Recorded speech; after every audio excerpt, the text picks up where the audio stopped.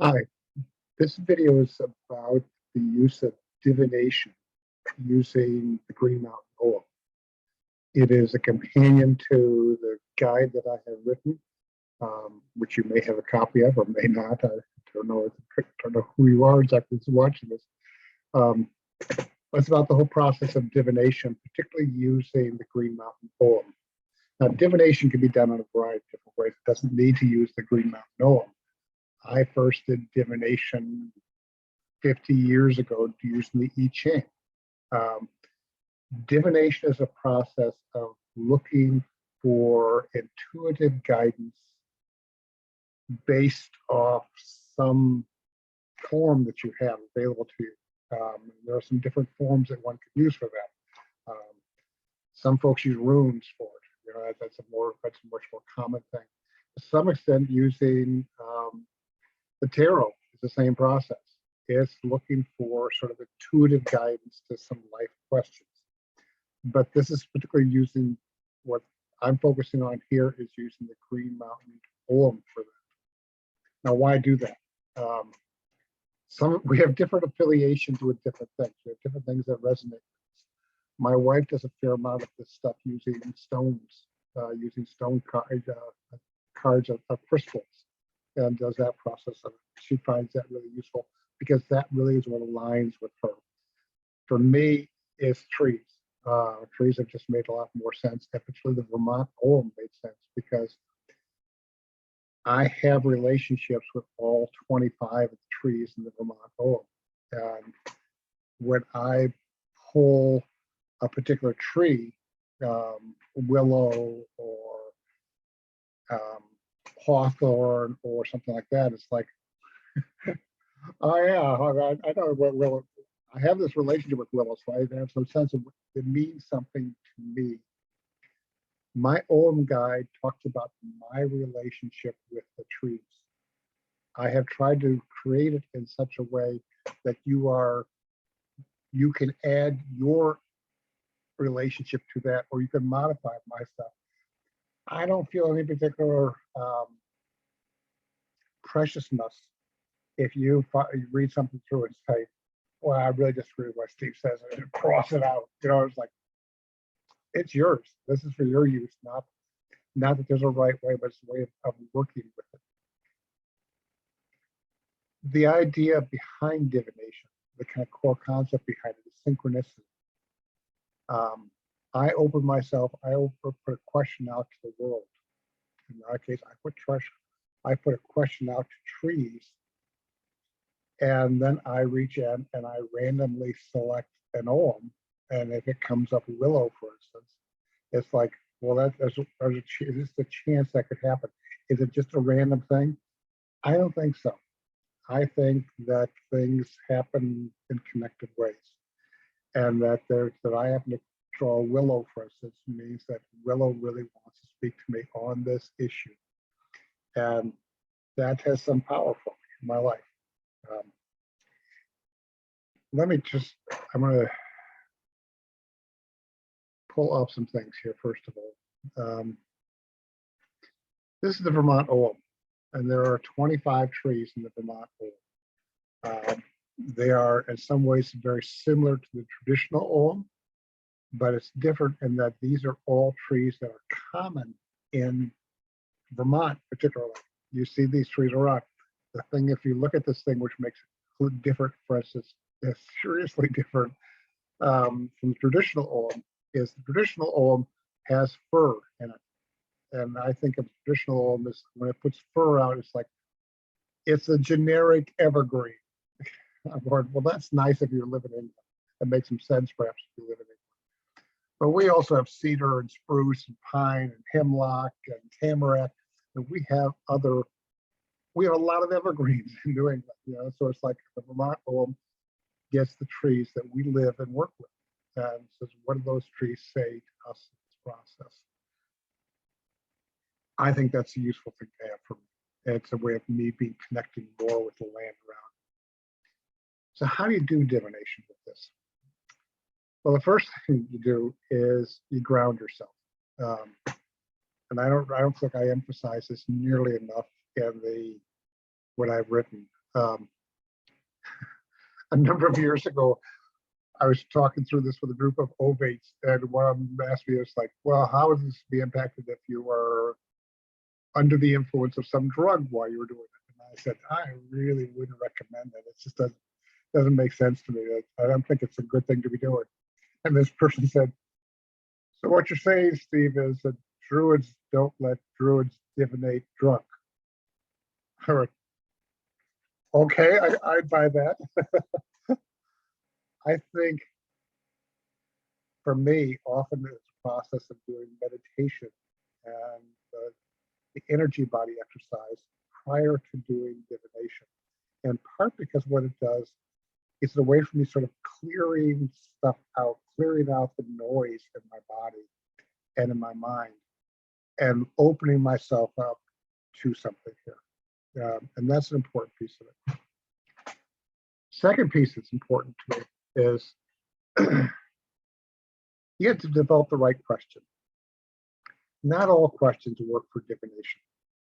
If your question is, should I buy a Jeep or should I buy a new Bronco? My suggestion back to you, I don't want to speak for the trees in this, but my suggestion back to you is the trees don't care. Asking that question of the trees is like, who cares, from their perspective.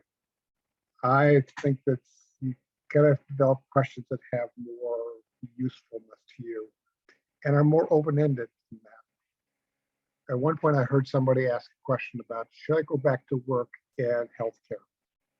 And I kind of went, I don't like the question. It could be useful, but there are like 3 different questions. One is, should I go back to work? Maybe if I'm not working, it's like, well, that may be the first question. It's like, should I go back to work? Should I go back to work in healthcare? Or should I go back to work in a different aspect of healthcare? I mean, those are very different sorts of questions potentially here. And I think when you get too specific with questions or too focused in the question, the guidance sometimes is not as useful to you. Now, that again, you got to try it for yourself and see. But I think it's worth time thinking about what question and focusing your question well. Taking the first thing that comes off the top of your head and asking that as your question, go ahead and do the next pieces of it, might work. But I really believe pretty strongly that asking good questions is sometimes more valuable. Well, asking a good question is more valuable than getting some answer, because the answer you get may not be to the question you really want the answer to. There's the whole thing about, I know you, what's the thing about that? I know you think you answered my question, but what you don't understand is the question I asked is not what I wanted to know. And I think that has some real validity, particularly in relation to divination. You need to think about what's the question you really want an answer to, and what you want guidance for, and what you're asking for that for. And that becomes an important piece. Third piece of this thing is, you just gotta sit down and, again, I particularly use Oghams for this. And what I do is I'll draw Oghams out of the bag, blind. I'll plot and lay them down stuff. Now, I use a particular pattern.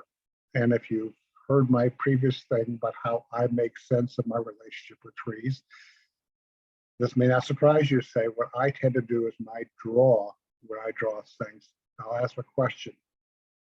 How should I approach this upcoming training session or this upcoming encounter with this group? And what I'll do is I'll draw 3 things. I'll draw a head, heart, and hand. How should I be thinking about this next thing coming up?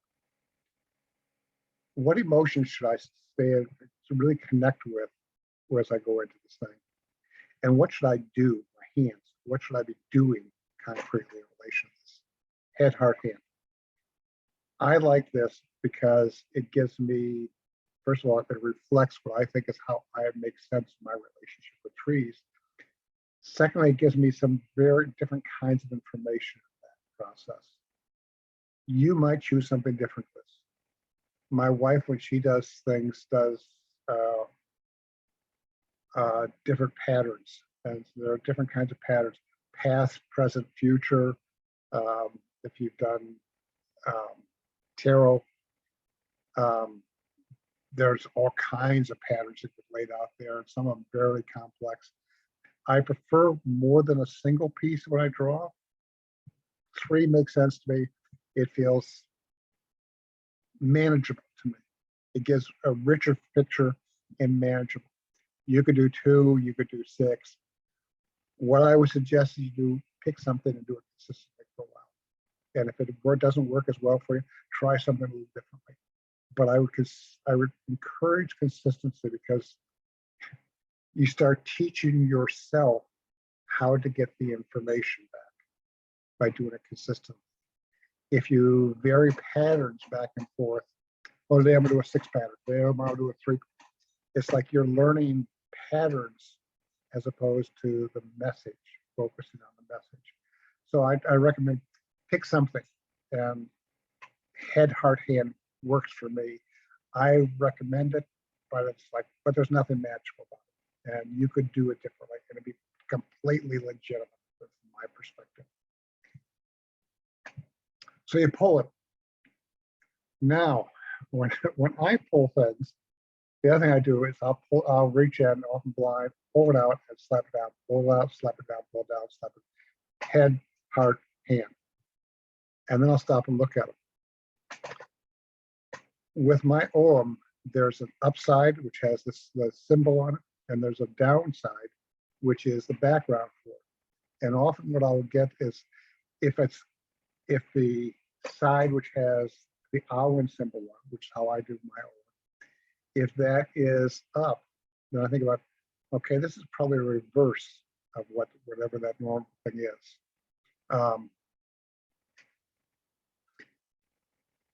If I pull apple, and one of my associations with apple is on healing or nurturing, and I get a reverse, and I often start thinking about, well, perhaps what I want to let things go and let something die here, or stop nurturing something. And that might be the message for me for reversal. Now, that's because I've done this a fair amount of times. It's the simplest thing is just take whatever the thing is, whether it's up or down or not. But I think there's more information there. I also want to point out to you, let me come back here. One of the things I do in my booklet, okay, by the way, there's a 5 thing there, a pattern that you could do, but you know, and I won't go into that too much. I want to point out there are different types of trees. At some points, I think about, if I pull up 3 trees of the same size, same kind, it's suggesting something to me there. There's a message there beyond the specific trees. If I do a pull of something, and I get elder for head, and linden for heart, and willow for hand, I'm going, also, there's some similarities in all those things. And there, what I tend to think of, trees associated with magical or fairy powers. And something of the ethereal world may be much more part of the message to me in relation to this. On the other hand, if I get pine, spruce, and hemlock, I'm going to go on, okay, those are all evergreens. They suggest a sense of perseverance, constancy, and renewal as an underlying message to the thing I'm talking about here. So there are things that I'm pulling from the trees that come back to me. How did I get the associations that are on those things? Where do these things come from? For me, what happened, and this is a place where getting runnings, I'm gonna come back here again. With each tree, for instance, with birch here, when you get to the end of it, there's a place at the end of the thing here that says, my associations with this tree are, and I leave that blank. This is intended for you as you develop your relationship with birch. would not bother me or upset me at all if you came in and said, you know, this one here, health was, I don't think that's true. I'm going to cross that sucker out because I just don't think that's something I want, that I want to have. It doesn't work for me. And what does work for me is, and write it in here at the bottom. So it's a chance for you to develop this for yourself as you are doing it. Develop your relationship and define this thing for you much more than what I've defined for me. My associations came down to spending a lot of time working for trees, thinking about them, reading about them, learning the physiology of them, learning how they work, watching them through the seasons, those sorts of things. And I think about these trees, and some of this is my thoughts. What sort of thoughts consistently come up when I talk about this tree? Heart is when I've sat down often, leaned myself up against a tree, not so hawthorn. Hawthorn, you got to be a little careful leaning up against a hawthorn, but leaning up against a tree or touching it or just sitting with it. And so, as one for me, what goes on with doing the energy body meditation is just noting what comes up. And if I am focused on a tree and certain sorts of thoughts or feelings keep emerging for me, it's like that's part of the message of that tree for me. If I've done energy body beforehand and I have made sure that I have some clear sense of what's going on in me before I start the process, and then as I'm doing this process of divination, these thoughts keep coming up for me. They're going, I think that's the message of the tree. I think that's what the tree is saying to me in the process. And I'm trying to pay attention to what comes up there. Not, yes, some of it's just distraction stuff that pops up in my head. No doubt about it. But as I've done more meditation, done work over time, I start realizing it's like, no, this really feels like a response to my question that I'm getting here. Having these thoughts pull into my head, it feels like a response to my question. And that's the divination process for me.